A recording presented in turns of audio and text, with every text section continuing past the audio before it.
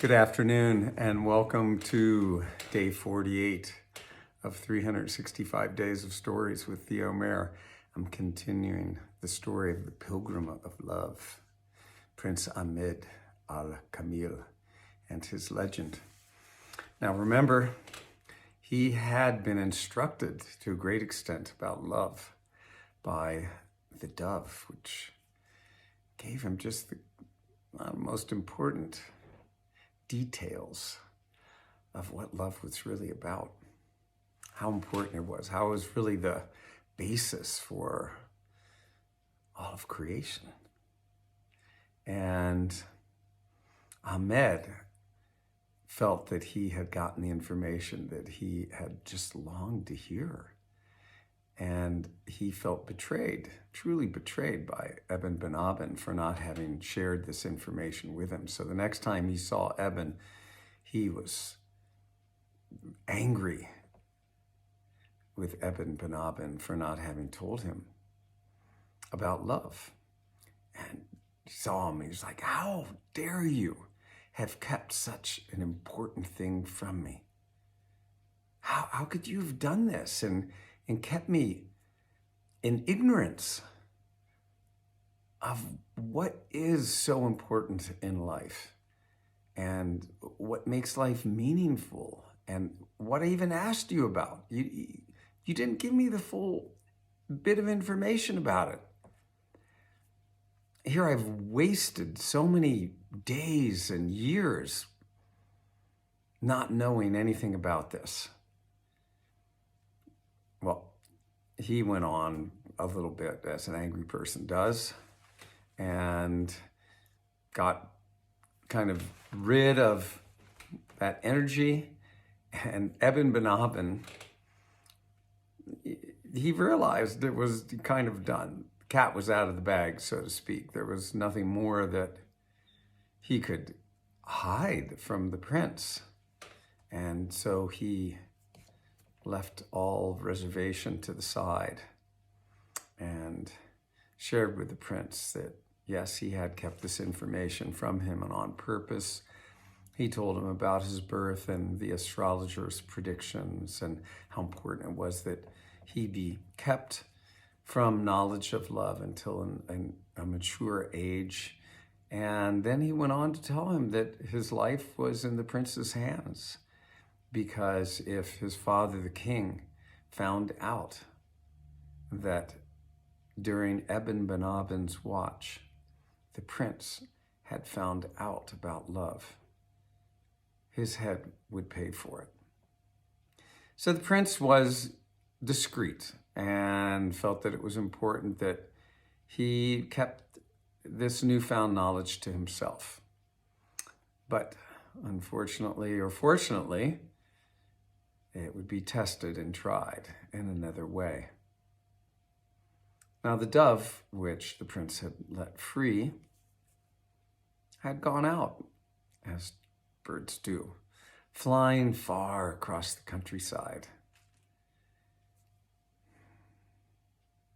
The prince one day found himself looking out across the gardens from the tower, and the dove came flying up to him and hovered for a bit of a moment beside him and then landed on his shoulder, unafraid at all. The prince was delighted to see his friend and asked, "What have you been doing, my free bird, during these days which I haven't seen you? Where have you gone? What have you done?" And the dove, he replied, "My prince, in thanks and gratitude for my freedom, I return with a treasure for you. For you see, I flew far, far afield. I flew far away. And as I did, I decided to come down and rest within a bower from a long flight. And from high atop my perch, I could see down into the garden. It was a garden that was surrounded by tall walls, much like this garden in which you live. And there within the garden was the most beautiful princess, the most beautiful woman I've ever set eyes upon. She had serving maids there who were taking care of her. It was in a meadow, beautiful meadow, that was just above the banks of a flowing stream. And there was a wall that went around the garden and also around part of the stream, in the center of which was a palace, much like the palace that you live within. Now these maidens, her maidservants, it was clear, were adorning her with flowers, freshly picked, wreaths and coronets. But my prince, I will tell you that the flowers, in their great beauty, none could compare to hers. None at all. When I saw her, I thought of you, and I thought, here is the perfect object for your love, for she, it seems, resides within walls as well, imprisoned. Well, the prince was stirred, just as a small spark sets a fire, a flame. This bit of information, this description of this beautiful princess was enough to ignite the passion of the prince and give him something to focus that desire for love onto. Well, the poet that he was, he quickly sat down and began to write out a letter, beautiful poetic verses to this princess. And, he signed it, prisoner Ahmed Kamil, that he was a prisoner of the Generalife and da-da-da-da. And he perfumed the letter with roses and musk, and he rolled it up and he tied it upon the leg of the dove, and he asked the dove, please, could you please deliver this to the princess and let her know that I am here and my heart is aflame in love for her. And off the dove went. And he flew off in a singular direction. And the prince watched as far as he could until the dove became a small speck and then disappeared behind a mountain. Well, days passed. And every day, the prince was expectantly waiting for the dove to return, hoping that it would come with some message from the princess. He began to doubt his friend, doubt that he was really out there doing what the prince had asked him to do, when one late afternoon, the dove came tumbling in through the window where the prince was sitting upon his couch. All a tumble, he landed at the prince's feet and expired. You see, in his return flight, a rogue archer had taken aim upon the dove, dove being a beautiful bird for many to eat, and pierced it through the breast. As the dove had struggled with all of its life energy that remained to make it to the prince's window. And there it died. Oh, heartbroken was the prince to see his faithful friend now lying before him, dead. And as he looked at him, he saw round the dove's neck, a string of pearls. He took this off, and on the string of pearls was a small, very small, painted portrait of a beautiful princess. And he thought, surely this must be her. But as his messenger had expired, died, he didn't have any clear information as to what, who, how had she received his letter? Who was she? Where was she? What was he to do? He saw the image, and indeed, oh, she was beautiful.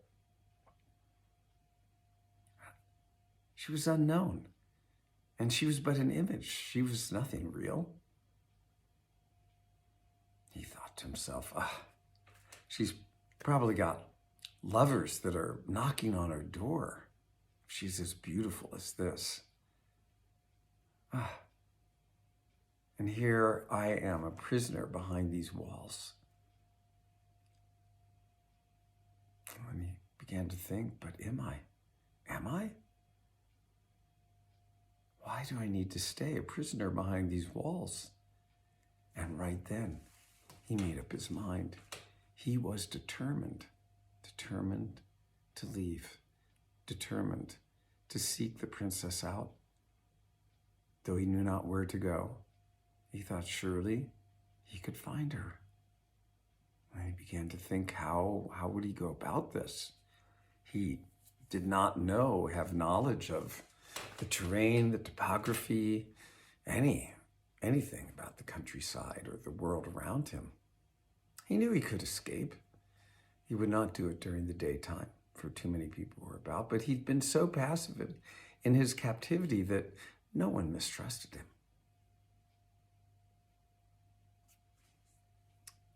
My friend the owl, he thought, perhaps he would be a guide for me. He is so knowledgeable and wise of so many things. He's such a student of the world. And so the prince went to the owl and asked him if he would be his guide. And the owl was, well, you know, I come from a large and extended family. And when it comes to cousins and nephews and uncles and brothers and sisters, I have many. And I've been all across the countryside and really know every nook and cranny of every place of antiquity that there is in the land. And if I don't know about it, one of my relatives does. I would be happy to do that for you. Well, the prince, delighted by this response, then shared with him why indeed he was willing and wanted to go off on this quest. Told him about the love, the picture, and I was like, what? I don't want to get involved in any love affair, he said. But the prince went on to tell him, I will one day be a sovereign prince, and then one day will be a king, and I will certainly need wise counsel. I can't imagine not being able to put you in some position that would, make use of your wonderful talents. For right now, what does the world gain by your study of the stars or the moon? Well, the owl, though he was quite detached from the world, could not help thinking that this might be an interesting position to be in. And so he agreed to lead the prince across the countryside. That night, that very night, the prince let himself down out of his window, went into the yard, went across the yard, up over a wall, and was off with the owl during the night. And we know the owl much preferred to be afoot during the night. And now the prince and the owl are off on their adventure in pursuit, in search of the princess. And will leave Ahmed and his guide, the owl, on their journey, pick up this story on Sunday. Okay, have a good rest of your day, and thanks for joining.